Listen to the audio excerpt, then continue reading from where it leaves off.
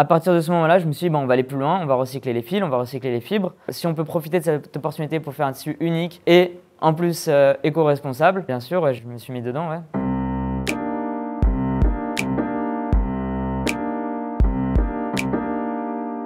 Je suis Benjamin Benmoyal, j'ai 29 ans, je suis créateur de mode et de textile. Je suis venu avec mon amie Flora pour présenter ma nouvelle collection ainsi que mon travail en général et mes tissus. Alors moi je viens d'une famille juive marocaine, donc c'est bizarre, mais dans ma famille on n'est pas du tout attiré par les arts ou la mode en général. Mes parents voulaient ce qu'on appelle un bon métier pour moi, que ce soit avocat, médecin, comptable, ingénieur. Et en fait ça a été il a fallu que je m'impose à un moment pour leur imposer ce choix-là. J'ai quand même fait des études scientifiques pour me rendre compte que c'est vraiment ce que je voulais pas faire en fait. Et après mon bac S, je suis parti en Israël rejoindre ma famille. Et là-bas, j'ai commencé des études d'ingénierie aérospatiale. Je me suis rendu compte au bout de 3 mois que c'est pas ce que j'avais envie de faire, que je suivais une voie que mes parents avaient tracée pour moi. J'adore l'ingénierie, d'ailleurs on peut le voir même dans mon travail maintenant. Le tissage, c'est quelque chose qui a beaucoup de liens avec le côté scientifique et ingénieur. Mais je l'ai senti tout de suite en fait que c'était pas pour moi. Et au bout de 3 mois, je suis parti de l'école et j'ai rejoint l'armée.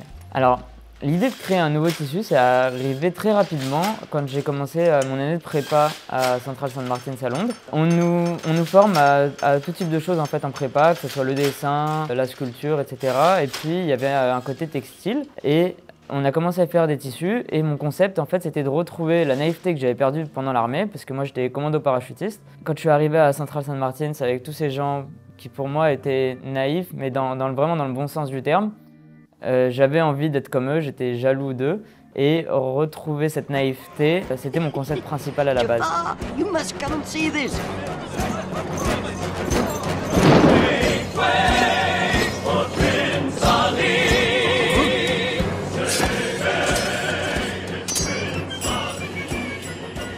Pour moi, ce qui symbolisait ma naïveté, c'était mon enfance, comme beaucoup de gens, et donc mes VHS Disney. Je voulais créer un tissu, en tout cas que les gens, sans forcément qu'ils le sachent, mais que moi je le sache, qu'ils portent ma naïveté. Et donc j'ai regroupé toutes mes VHS d'enfance, Le Roi Lion, Aladdin, etc. Et j'ai tissé des premiers tissus à la main avec ces VHS, donc c'était en prépa en 2013. Avant même d'apprendre à tisser, sur un métier à tisser, j'ai voulu le faire à la main, parce qu'on peut très bien tisser à la main avec un cadre. Et c'est celui-là, je pense, c'est le tout premier, donc on peut voir que c'est pas du tout fait sur un métier à tisser. Ça, ce sont mes VHS. Et je les avais juste tendus sur un cadre. J'avais fait glisser des VHS, mixés avec d'autres bandes que j'avais recyclées de plastique. Mon premier vêtement abouti, c'était pour ce qu'on appelle le White Show à Central Saint Martins. Toutes les premières années font un show avec 1 ou 2 pièces entièrement blanc. C'est le thème imposé, c'est le blanc. Et donc c'était un espèce de top entièrement plissé avec une espèce d'armature. Honnêtement, c'est très difficile à décrire, c'était très architectural et pas facilement maniable, surtout pour la mannequin. L'idée de l'upcycling ou du recyclage, j'ai toujours eu une conscience politique et environnementale. J'allais récupérer des cassettes de mon enfance et à partir de ce moment-là, je me suis dit, bon, on va aller plus loin, on va recycler les fils, on va recycler les fibres, on va recycler toutes les cassettes. On a des millions de cassettes maintenant dans le monde.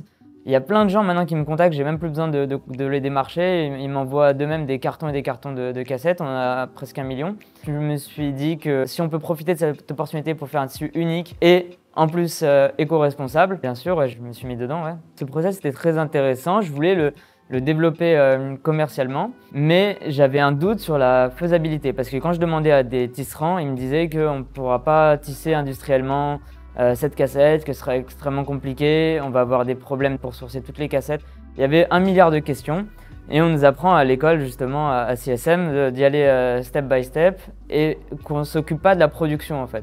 Donc après ma 3e année, je me suis dit je vais prendre 1 année en plus de césure pour arriver à développer ce concept industriellement et si j'arrive à le faire, je retournerai à l'école, je ferai ma dernière collection avec ce même tissu en vue de plus tard créer ma marque basée sur ces tissus. Et donc pendant cette année de césure, je suis venu à Paris et je suis allé à Première Vision, du coup, qui est un salon du textile.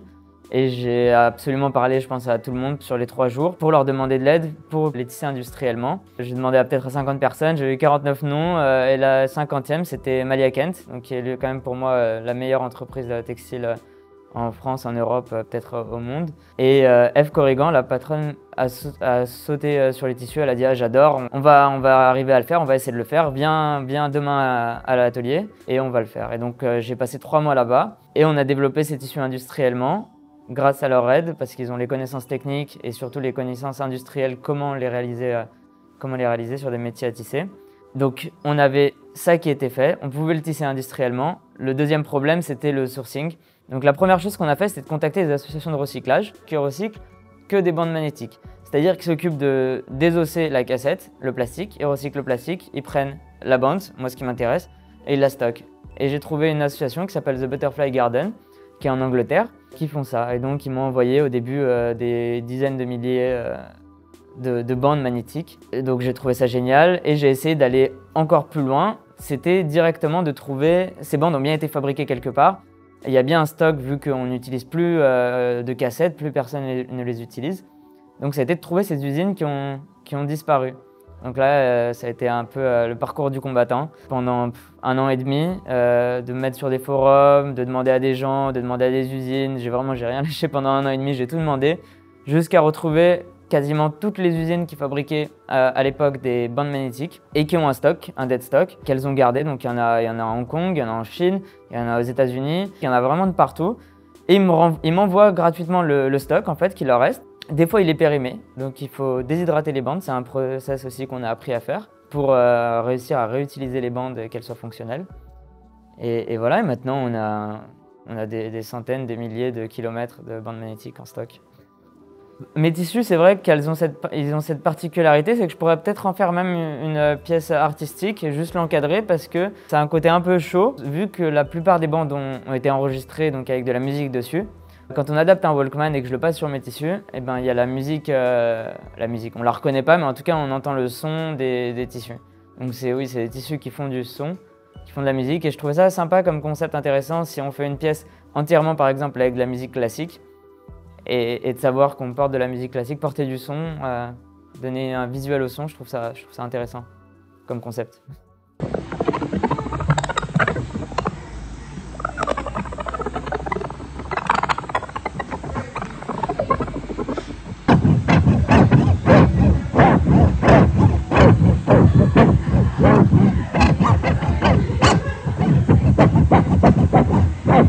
Il y a 2 inspirations, hein. Ma première inspiration à la base, c'était le brutaliste et le futuriste des années 60. Donc c'est la première chose dans laquelle je regarde, ça va être les découpes, ça va être le tombé. Flora veut bien se lever. Donc ça va être un tombé toujours à 90 degrés, c'est des pointes, on travaille beaucoup au niveau des pointes. Et puis, moi je viens d'une famille marocaine et je suis tombé sur des photos d'enfance de mes grands-parents au Maroc avec ces tenues complètement incroyables des années 30. Donc on peut en voir ici, voilà, ça c'est ma grand-mère. Ma grand-mère et ma tante, et j'ai trouvé ça complètement dingue, ces tenues. Et donc j'ai essayé de réinterpréter les termes, que ce soit au niveau des boutons, de la facilité aussi à porter, quelque chose de plus confortable, donc toujours très ample, des pantalons larges, des tenues, des hauts amples. C'est une recherche d'attitude que j'ai vraiment voulu avoir. Et puis bien sûr les rayures qu'on peut voir, de différentes couleurs que j'ai essayé de reprendre par rapport à mes recherches. Ça c'est une expo sur le photographe Besancenot qui est en ce moment à Paris, Hommage. Et j'ai trouvé beaucoup d'inspiration là-bas aussi. Oui. Jean Seberg, la plus ravissante jeune comédienne que l'Amérique ait depuis longtemps offerte à la France.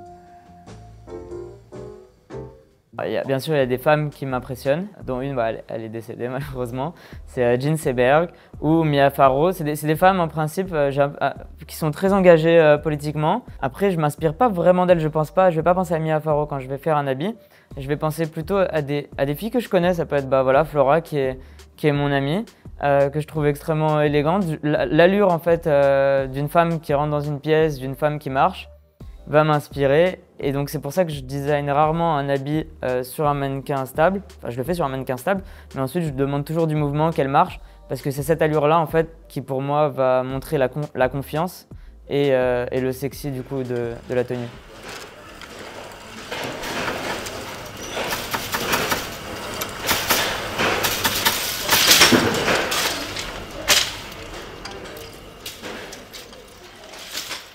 La nouvelle saison s'inscrit dans la continuité créative parce que tout d'abord on reprend ces tissus-là, donc on refait les mêmes tissus, les mêmes formes. La confiance que je cherche dans la femme quand elle porte mes habits n'a pas changé. Par contre, je vais aller beaucoup plus dans le côté marocain, donc on intègre des galons, voilà, les sous-taches comme je porte, dans les boutons que je travaillais pas trop avant.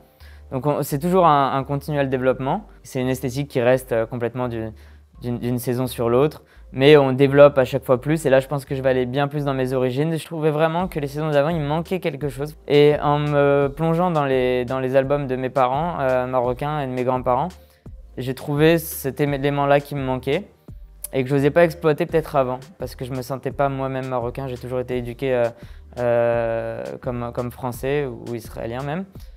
Et j'ai jamais osé exploiter ça. Et je trouve ça très dommage. Et pour moi, j'ai l'impression de revivre un petit peu quelque chose. Ouais.